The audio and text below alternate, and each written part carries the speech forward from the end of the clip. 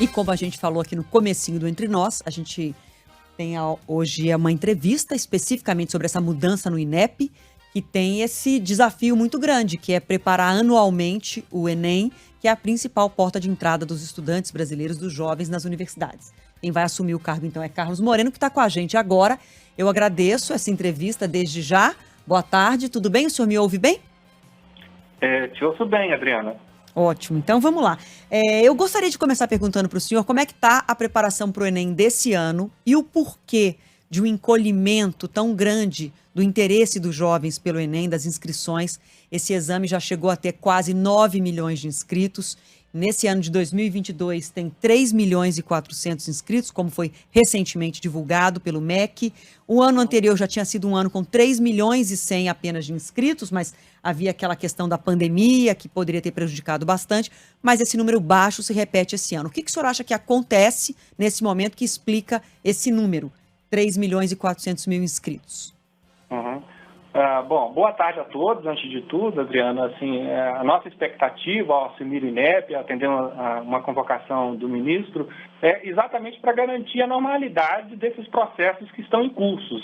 E o Enem é uma das principais atividades desenvolvidas pelo INEP. Em relação ao número de inscritos no Enem, há uma série de explicações que podem ser consideradas para justificar essa queda no número de inscritos. A primeira delas é o número são as questões da dinâmica demográfica brasileira. Um ponto muito importante para que se possa avaliar essa quantidade de inscritos é o número de concluintes do ensino médio, né? E esse número segue estável. Então, ele é uma referência muito importante para que se possa avaliar a dimensão das inscrições no Enem. O que sobra, além disso, são jovens que buscam ou mudar de curso, já tendo uma primeira matrícula na educação superior, ou aqueles que já concluíram o ensino médio em anos anteriores e que buscam, a partir de agora, o acesso à educação superior. O Enem, portanto, é um instrumento muito importante para que esses jovens possam ter acesso à educação superior.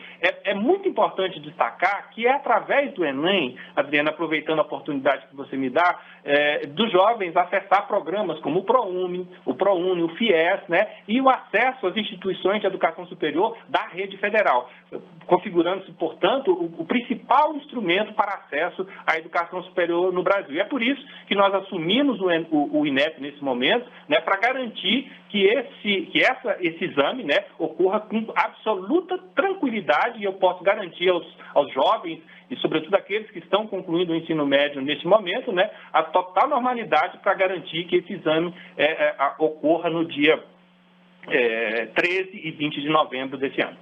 Bom, eu gostaria de tocar num assunto que são as polêmicas envolvendo exatamente as provas do Enem. O senhor assume no momento em que, no ano passado, o exame foi cercado de muita polêmica, de suspeita de interferência nas questões da prova, inclusive, grupos de funcionários, de pessoas servidores aí do INEP e do MEC, dizendo que sofriam assédio moral, que havia pressão para que eles modificassem a prova, que o sigilo e todo o cuidado que sempre houve com o Enem estava sob ameaça. Então, eu gostaria de dizer para o senhor, se a sua chegada ao INEP tem relação com todas essas críticas que aconteceram no exame do ano passado e qual o senhor considera que é a sua principal missão na execução do Enem desse ano? O senhor assegura que o sigilo das provas estão garantidos e que não há interferência política nesse exame de 2022?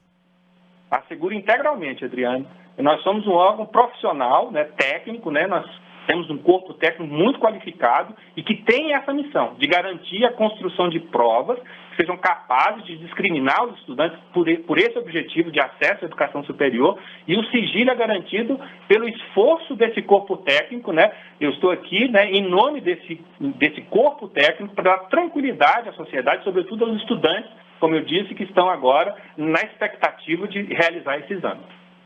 Eu queria fazer uma pergunta para o senhor também, Renan Suquevicius falando aqui. Oi, nos últimos anos, a gente ouviu falar muito sobre debandada de funcionários, não só no INEP, mas também no Ministério da Educação. O senhor chega agora nesse posto, há muitos anos já está aí no trabalho, mais de 30 anos, né, no setor. Quais são os desafios do ponto de vista de gestão de pessoas e de equipe, né? Como é que essas pessoas, os funcionários que trabalham no INEP vão ter uma garantia de que vão poder trabalhar bem a partir de agora com essa nova gestão?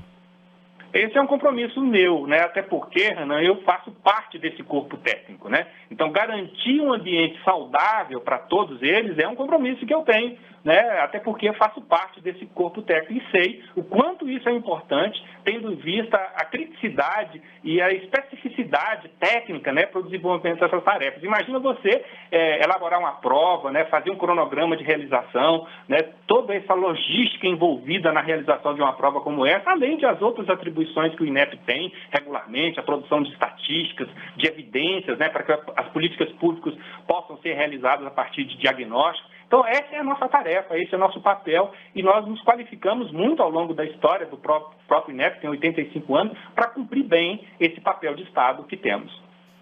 Eu queria perguntar para o senhor sobre o que precisa mudar, porque agora a gente está há 3 meses, pouco mais de 3 meses, das provas de 2022. Mas o que o senhor considera que precisa mudar para os próximos anos, para que tenha um resgate de estudantes que, por alguma razão, desanimaram ou não se inscreveram, especialmente com os estudantes mais pobres.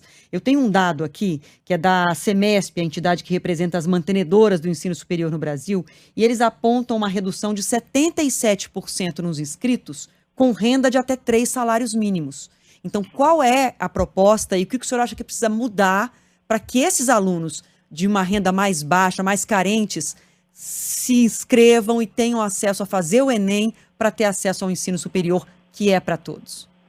Olha, Adriana, essa é uma pergunta excelente, né? Então, assim, o papel do INEP e do Ministério da Educação é oferecer um instrumento, né, para que os jovens brasileiros, né, possam ter acesso à educação superior. Então, assim, há vários desafios a ser considerado em relação à sua pergunta. A primeira delas, antes do acesso à educação superior, é preciso pensar na trajetória do estudante ao longo da educação básica. Então, é necessário que haja um aumento do número de estudantes que, ao ingressarem na educação básica, cheguem ao ensino médio, né? Quanto maior a quantidade de estudantes que concluem o ensino médio na idade própria, esse estudante chega mais animado, mais qualificado, né, para ingressar na educação superior. E o INEP oferece esse instrumento extraordinário que é o Enem, e ele pode realizar essa prova, em geral, na sua própria escola, na sua cidade, né? E assim, com esse desempenho, né, conseguido nesse exame, conseguir acesso a uma instituição federal ou mesmo a programas